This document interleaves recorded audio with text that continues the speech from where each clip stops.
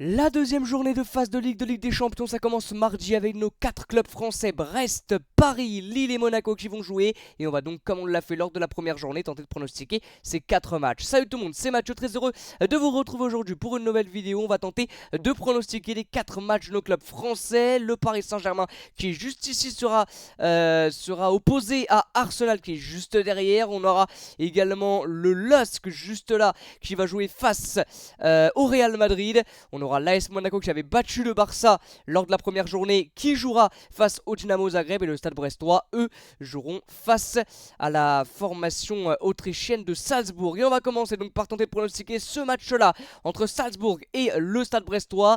Attention bien sûr aux Autrichiens qui sont une équipe intéressante, vraiment. Le Rabensport Salzbourg qui connaît bien la Ligue des Champions, hein, ça fait plusieurs années maintenant bien évidemment, qui joue cette compétition-là, ou alors qui sont en Ligue Europa ou en Conference League. En tout cas, c'est une formation qui connaît les matchs à haute intensité, qui connaît les matchs de Coupe d'Europe. Ils ont perdu leur première rencontre juste ici, 3 buts à 0. Donc voilà, pas la meilleure entame pour Salzbourg, qui sont 3e de leur championnat en Bundesliga autrichienne.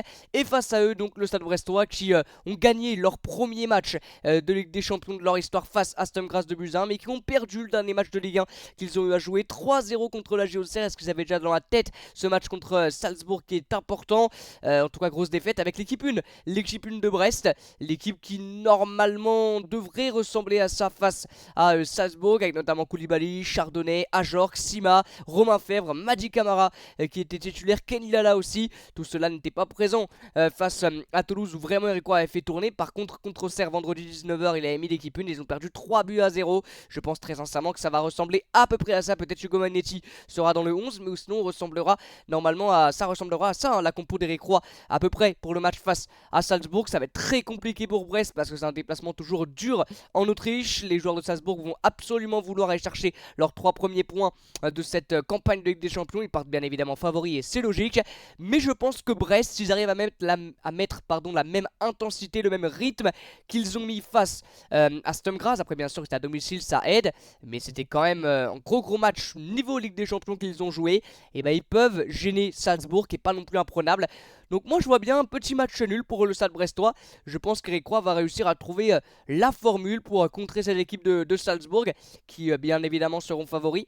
Mais je pense que Brest, même si c'est un petit peu compliqué en Ligue 1 cette saison, peut réellement aller embêter cette équipe de Salzbourg et revenir avec un très bon match nul. Donc je vois bien une une rencontre soldée par un partout. Et ce sera mon premier prono entre Salzbourg et Brest. On continue avec l'énorme choc du soir, le mardi 21h, entre Arsenal et le Paris Saint-Germain. Arsenal qui a gagné son dernier match 4 buts à 2 avec des buts à la 94e et 98e minute face à Leicester. Ils ont également tenu en échec à domicile Manchester City, enfin City était à domicile.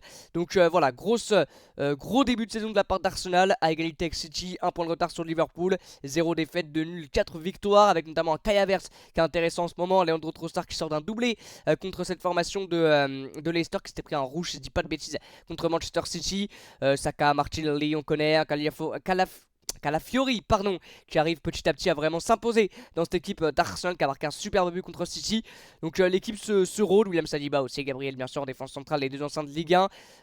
Voilà, grosse équipe bien évidemment Arsenal, hein, ça va être l'un des premiers tests cette saison du Paris Saint-Germain. Certes, c'est ce match face à Girona, mais voilà, c'est le réel premier test et la réelle première équipe qui peut sur le papier réellement gêner le PSG, peut-être même plus, peut-être vraiment plus que les gênés, seront bien évidemment favoris les Gunners sur ce match-là, et c'est logique. Le PSG qui s'est rassuré après 2 matchs dans le contenu assez compliqué contre Girona et contre Reims, avec cette victoire 3 buts à 1 contre le Stade Rennais, avec un doublé de Bradley Barcola. Donc sur un plan individuel aussi, il va se rassurer, Bradley Barcola. Gros match de Keegan Lee, peut-être que lui sera le faux numéro 9 titulaire face à Arsenal, parce que Colomani n'est pas trop dans les plans de Luis Enrique. Asensio et Gonzalo Ramos sont blessés. Dembélé a fait un bon match. Joao Neves a été incroyable contre Rennes. Un petit peu compliqué pour un Beraldo notamment. À voir normalement le retour de Vitinha, le retour de Nuno Mendes, le retour peut-être de Donnarumma. Mercredi, il y aura 2-3 changements dans la compo, mais ça devrait ressembler à celle-ci face à cette formation d'Arsenal. Ça va être un match très intéressant avec du rythme. De toute manière, le Paris Saint-Germain n'aura pas le choix de jouer un match avec du rythme du côté d'Arsenal. Ça va être voilà, un match face à une équipe anglaise, et surtout face à peut-être l'une des meilleures équipes anglaises du moment de ces dernières années. Ça va être très dur pour le Paris Saint-Germain. Voilà, c'est là vraiment qu'on va voir le réel niveau cette année du Paris Saint-Germain, jusqu'à où cette équipe peut aller. Donc voilà, ça va être dur. Alors, s'ils reviennent avec une victoire, ça serait pas bien évidemment un exploit, mais ce serait une grosse performance parce qu'il faut y aller, revenir avec une victoire de l'Emirates. Et je vois bien, ouais, allez, un match accroché, un 2 partout. Un 2 partout, ça va être compliqué de marquer côté parisien, mais bon, individuellement, ils ont quand même du Barcola, ils ont quand même du Dembélé, qui est plutôt pas mal. Donc, même si Arsenal c'est très costaud défensivement, ça a tenu bon jusqu'à la dernière seconde contre City. Mais ouais, je vois bien un match prolifique, je dirais 2-2 entre Arsenal et PSG. Arsenal, voilà, peut ouvrir des brèches. On a vu, ils sont pris de but contre Leicester. C'est possible, hein, le PSG, avec ses forces individuelles offensivement, peut vraiment les gêner. C'est pour ça que je vois des buts côté parisien. Et je dirais 2-2 entre Arsenal et le Paris Saint-Germain. On continue, les amis, avec le match de fête pour le LOSC. Voilà, ce sera un jour de fête. Mercredi 21h pour le LOSC face au Real Madrid.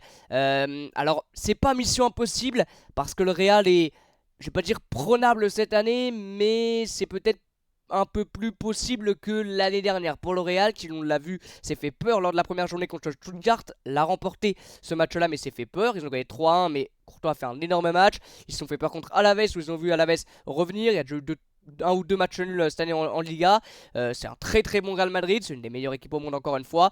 À l'heure où je m'enregistre, ils n'ont pas encore joué leur derby contre Atletico, donc à voir ce soir quel match ils vont réaliser. Il n'y aura pas de Mbappé ni ce soir ni face au LOSC mercredi, mais je pense que même sans lui, ils seront largement favoris bien sûr du côté de Pierre Monroy.